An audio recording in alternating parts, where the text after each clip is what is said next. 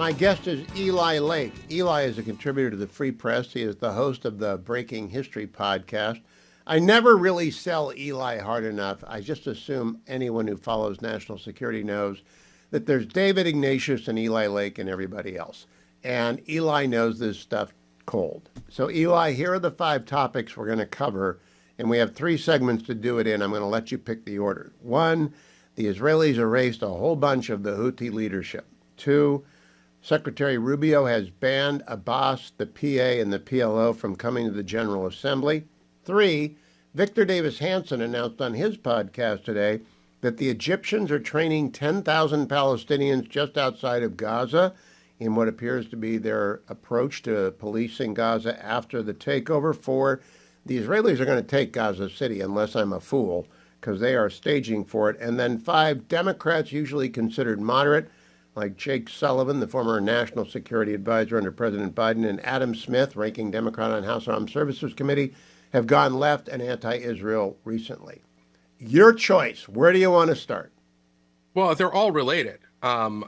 These topics are all about sort of the domestic political implications, the diplomatic implications, the regional implications, and the on-the-ground war implications of the current war between Hamas and Israel. And I think what it's showing is, politics is all about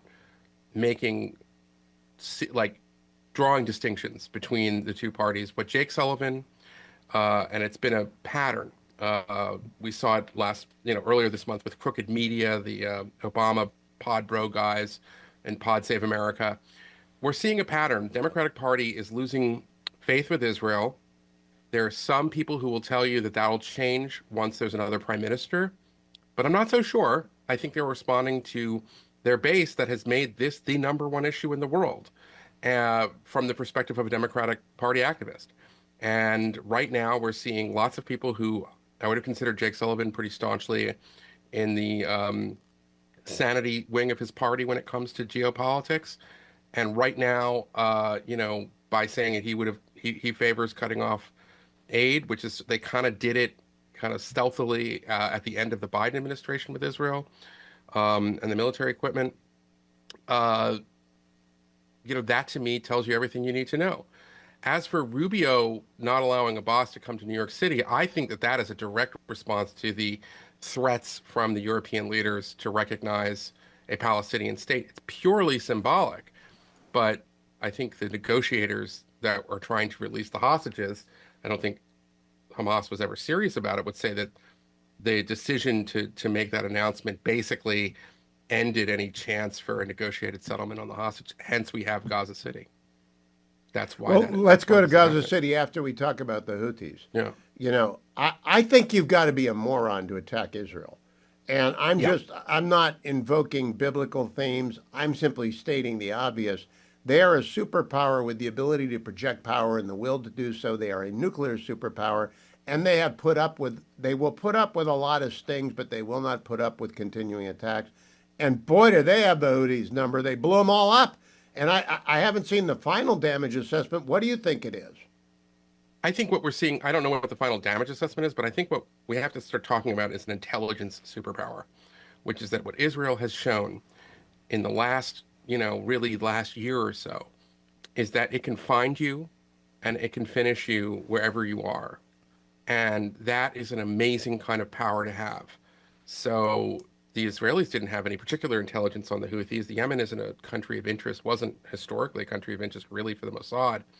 They went to school and they were able to do something that the United States, the United Kingdom, the people who are supposed to be ensuring the safety of free navigation on our international waters were not able to do, and that is to take out the Houthi leadership. It's extraordinary, but it's part of a pattern. And what Israel's doing, the technology it has, the tradecraft, the practices that it has, I would say that you have to think of it as a kind of an intelligence superpower, and it is now the envy, I think, of all of the other kind of aspiring powers and currently great powers. I'm shrugging off the old model, the post-war model, Eli Lake, which said there were only the United States, the Soviet Union, China. Now there's Israel, and the other ones are all second tier. India, Pakistan, they're nuclear powers, UK, and France. But really, there are 4 superpowers. And we've got one on our team. I like that. Do you think America realizes that? I think that Trump realizes, I think Marco Rubio realizes that. And I would even say J.D. Vance, who I have disagreements with on his foreign policy, has said that if you look at J.D. Vance's Quincy Institute, I don't like the Quincy Institute one bit, but the speech that he gave there, he acknowledges Israel is a great ally and a great regional power, and we should try to empower it. Eli, I think there is a bad rap against the vice president on Israel. And I base it only on what he has told me on this show during his Senate campaign when I interviewed him repeatedly. He's been on this program. He has repeatedly always said, we should not tell Israel what's in its best interest. It is up to Israel Yeah. to determine what's in its best interest. What is it that triggers alarm? I mean, compared to Jake Sullivan and Adam Smith, he's David Ben-Gurion. That's that's a great line. Um, I think in J.D. Vance's case that this harmonizes with this kind of new American nationalism, which is that the United States doesn't want to get involved in nation building. It doesn't want to get itself involved in kind of endless conflicts. It wants allies who are winners and allies who are capable of defending themselves. And that, in the case of Israel, that advances America's national interest. So I think that that is, in many ways, a consistent with J.D. Vance. What I'm concerned about with J.D. Vance is that he, I think, has gone above and beyond a kind of skepticism about the American policy towards Ukraine to a hostility towards Zelensky, who I think is the heroic figure in the conflict. That does not mean, by the way, that I think that J.D. Vance has illusions about Vladimir Putin. I'm not in any way questioning this U.S. combat veterans' patriotism or loyalty. I find that kind of politics gross when I was, kind of a moral panic during Russiagate. It's just to simply say that I think he's got Ukraine wrong, and I'm worried about some of his skepticism about NATO. I think that NATO is salvageable, even though it has problems, and I think that what we're seeing with Trump's policy now is a pivot towards a kind of mend it, don't end it there. But when it But comes in to the Israel, post-Trump party, yeah, there will be Tom Cotton, there will be Marco Rubio, and there will be J.D. Vance. Those are the right. three towers of the post, and maybe Elise Stefanik, but I doubt it. Of those three, I think Cotton holds the height in the legislative branch, and that Rubio and Vance are going to be of one mind on the world. I'm not worried at all about I'm worried about the Democrats becoming anti-Israel and They are anti-everything. anti-Israel. Not becoming, they are They anti-Israel at are. this point. There are pro-Israel Democrats, but they are losing ground, and they have shown that they are willing to share the party and effectively appease the voices that have momentum in their party right now that are well beyond simply kind of being critical of Israel. They always sort of say, oh, you can't be critical of Israel. What are you talking about? Of course you can be critical of Israel. It's a nation state like any other. It's an ally like we have. We can be critical of our allies. It is basically adopting a narrative that the end point is the negation of Israel, because that's where Zoran Mondani is. And that leads Yes. to, they dress it up. They say, well, maybe we want a binational state. What's wrong with, and they turn it into kind of a civil rights issue or something like that. It's ahistorical. It is, again, literally adopting the narrative. And we're seeing it in the language about the Gaza Eli, war. we got to come back on that Yeah. work. It's Yeah. anti-Semitic too. Let's underline that. It is late August. I'm going to make a prediction, Eli. By the second anniversary of the massacre of 10/7, Israel will have control of all of Gaza, and Gaza City will be leveled or in large part emptied of everyone, and Hamas will be dead, and the hostages will be back or lost. They are not going to turn to the left or the right. They have set their face against Hamas, and they are going in.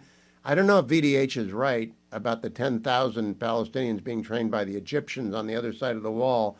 But what do you think of my prediction? I think that in Netanyahu's head, he is going to get this done by the 2-year anniversary. I hope that you're right. It has been dispiriting because I do think that right now you have to factor in the fact that I think the Israeli nation is exhausted. I think the IDF is exhausted. But if this is the last push to eradicate Hamas and make sure that they cannot govern Gaza, which I think has to be an end state of the goal, then Bibi's got to do what he's got to do. And the counsel from I think, very uncomfortable pro-Israel liberals that you have to count for global opinion. We're well beyond that, unfortunately, at this point. I think that the Israel has lost who they're going to lose, and that the only way out, both for their international reputation of the Jewish state, but also for the national security of the Jewish state, is to focus on the goal of ridding Gaza of Hamas. That's why this war is being fought. It's why, Israel can't give up. And it's sadly because of the tactics of Hamas, it places so many civilians and children in harm's way. And They're letting them that is leave, though. This is, yeah, I get very angry with the left in America and broadcast, especially. Berlin 1945 is what Gaza City is going to look like, except Hitler wouldn't let the Germans leave, and Hamas is trying not to let the Palestinians leave. But Israel's doing everything they can to feed them and get them out. But yeah. they've got to go into Gaza City. They've got to. It's like leaving Hitler in the bunker. Yes, well, absolutely. You could say the Hitler of Gaza, Sinwar, has been dead for a year, but almost a year. But yes, you're absolutely right. They have to make sure that Hamas cannot stand up after the last Israeli soldiers leave and say we won and we're still in charge, because then you don't know when, but you can guarantee there will be another 10-7. So these are the stakes at this point, and it has Do been a you problem understand that. Victor to be? Do you understand Victor Davis Hanson to be correct that Egypt is training 10,000 Palestinians from the West Bank, from the PA, to police I don't know. I don't know that, so Gaza? I don't want to go beyond my skis. But there's an argument that it would make a lot of sense if you're Sisi to do something like that, because what do the Egyptians want? The Egyptians don't want.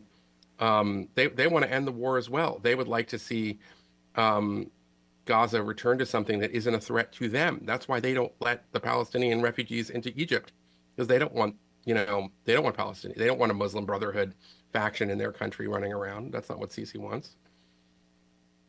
What does Qatar do? Well, at this point, I think that Qatar has to end their double game. I would like them to do that. It's interesting that the Qataris about a month ago signed on to a statement that said Hamas cannot be in power at the end of this war, but I'm not holding my breath at this point. You're still seeing, that's the one kind of holdout, and I think that they've been trying to play this double game, and that's the one area where I'd like to see stronger U.S. diplomacy from the Trump administration. The Is U.S. it can true? end the double game in a minute. Well, I've been told that. I've also been Yeah. told Israel can end it in a minute, but they didn't want to. And that for decades, Israel wanted Qatar to do what they were doing, which is fund Hamas because Hamas was going to evolve. So a strategic error, but Yes. not to blame our. I think Qatar has got a special ally denomination in the United States currency, Yes. but they will throw them out if we tell them to throw them out, right? Yeah, and also there's enough leverage the United States has with the special status of a major non-NATO ally, as well as the fact that our very important military bases in Qatar. The United States has leverage with the Qataris, and it's just a matter of applying it, in my view. Okay. And I also think that it's different because they don't. It's no longer like who do we bet on, Israel or Iran? Iran is out of the game at this point, so I think that there are potentially a lot of openings there for the Qataris to kind of get them back into the community of nations, but you got to play that card. And I also want to press you on Syria and Lebanon. I think Yeah. Israel's drawing a very hard line on both places, and good for them. They have the leverage. They're the superpower. Lebanon is the underreported, unwritten, great success story of this war. Hezbollah is a shell of itself. The Lebanese government has asserted itself to the point where it is now doing something that we've been asking it to do for 40 years, which is to disarm the remnants of Hezbollah. The Iranians no longer have influence. There was an extraordinary moment a week and a half ago when the national security advisor for the Iranian regime, Ali Larijani, was told to turn his plane around and basically said, "We don't want you here." That's amazing if you think about what the relationship between Iran and Lebanon, which it basically had held hostage a year ago. So that is a testament to the success of Israel's war. And I'm very worried about Syria because of the nature of the Al-Jara government. But on the other hand, I think it's better than Assad. The Iranians don't have the influence and the power that they had before. So those are success stories as I see it. And hopefully we can see a success story in Yemen now that their leadership is no longer. You know, Eli, you have enough editors with Barry and everyone else. But if you did for Lebanon in breaking history what you did for Iran in breaking history, Yes. I would welcome it because I just don't profess to understand other than there are Maronites and Druze, there are Sunni and Shia, and there are a bunch of Alawites, and there are all sorts of different people, and they managed to get along forever, and now they don't, right? Right. Well, it's a little bit more complicated than that. I mean, this is another one of these, like the Palestinians kind of ruined Lebanon in a way when Arafat and the PLO went there after Black September in the 1970s, and it's been downhill ever since. Um, but that is that's a good recommendation, Hugh. You're getting me thinking. That's very good. Well, I'm happy to Breaking do that. History is a great podcast. I want more people to listen to it. Eli, thank you for your time on Thank the you, beginning Hugh. of a long weekend. Have a great Labor Day. You certainly do work hard enough. Don't go anywhere, America.